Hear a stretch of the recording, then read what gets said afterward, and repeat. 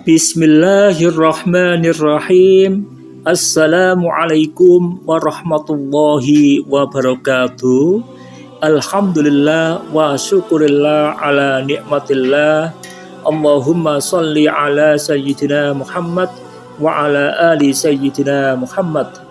Untuk saudara yang telah menekan tombol subscribe dan tombol like, kami doakan semoga Allah Subhanahu wa Ta'ala karunia kesehatan lahir dan batin. Juga semoga Allah Subhanahu wa Ta'ala karuniai kesejahteraan dan kebahagiaan hidup baik di dunia maupun di akhirat kelak. Amin, amin, amin. Saudara pendengar yang semoga selalu dirahmati Allah Subhanahu wa Ta'ala, sebenarnya tidak banyak orang yang tahu perseteruan dalam tanda kutip antara Hasan Basri dan Ibnu Sirin kala itu. Yang mereka tahu hanya keduanya seolah tidak mau saling menyapa. Dan setiap orang yang memuji keahlian Ibnu Sirin dalam menafsirkan mimpi, Hasan Basri tampak tidak suka. Suatu malam, Hasan Basri bermimpi ia sedang bertelanjang di kandang binatang sambil membuat tongkat, sebatang tongkat. Pagi harinya ia sadar hanya Ibnu Sirin yang mampu menafsirkan mimpinya. Maka ia menyuruh seorang teman dekatnya menanyakan makna mimpi itu kepada beliau. "Ceritakanlah mimpiku ini seolah kamu sendiri yang mengalaminya," pesan Hasan Basri dengan nada serius.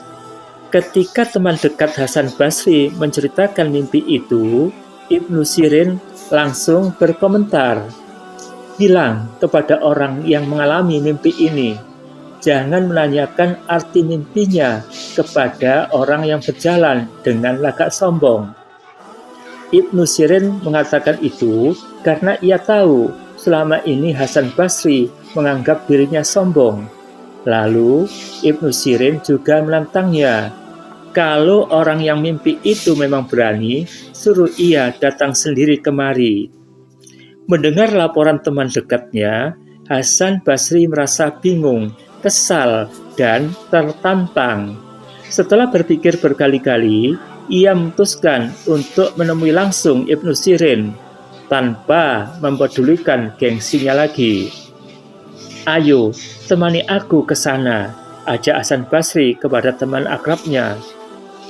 Sesampai di rumah Ibnu Sirin, ternyata Ibnu Sirin bukan seorang yang sombong sebagaimana penilaian Hasan Basri selama ini.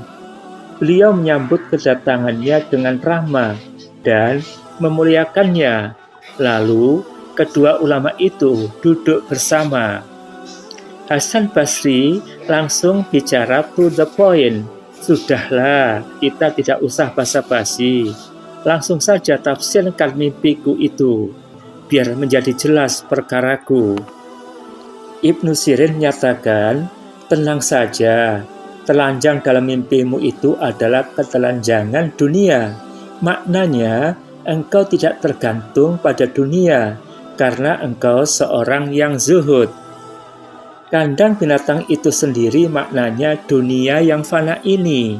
Sedangkan tongkat yang engkau buat lambang hikmah yang engkau ucapkan dan bermanfaat bagi banyak orang." Hasan Basri terkesima dengan cara Ibnu Sirin menafsirkan mimpinya. Lagi-lagi, ia harus mengakui keahlian Ibnu Sirin dalam menafsirkan mimpi. Tapi ada satu hal yang masih membuatnya penasaran. Akhirnya Hasan Basri bertanya, "Bagaimana engkau tahu kalau yang bermimpi telanjang di kandang binatang itu aku?" Ibnu Sirin mengungkapkan, "Ketika temanmu menceritakan mimpimu itu kepadaku, aku yakin hanya engkau yang pantas mengalaminya." Hasan Basri pun harus mengakui lagi betapa Ibnu Sirin bukan sekadar ulama ahli mimpi. Kedekatannya dengan Allah Subhanahu wa Ta'ala membuatnya mampu menyibak tabir-tabir gaib yang relatif rahasia bagi ulama lainnya. Demikianlah saudara, kisah berakhirnya perseteruan dalam tanda kutip antara ulama sufi Hasan Basri dan ulama ahli mimpi Ibnu Sirin. Dan sesungguhnya mereka saling menghormati, hanya saja masing-masing punya gengsi jika tidak didahului mengakrabinya. Semoga kita semua bisa mengambil hikmahnya dari kisah perseteruan dalam tanda kutip tersebut. Amin, amin, amin. Wallahul muwaffiq ila aqwamit thoriq. Wassalamualaikum warahmatullahi wabarakatuh.